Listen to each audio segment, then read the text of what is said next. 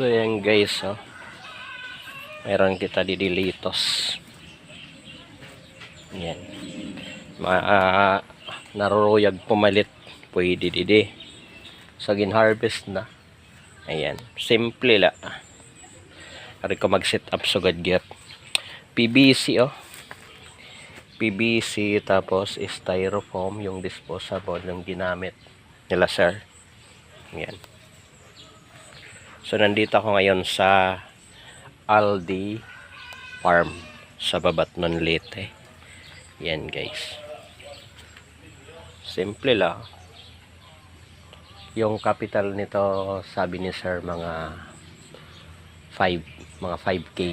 May 5,000 yung nagamit niya. Yan, dito yung production area, doon yung vegetable. Ito naman yung litos. Ano siya?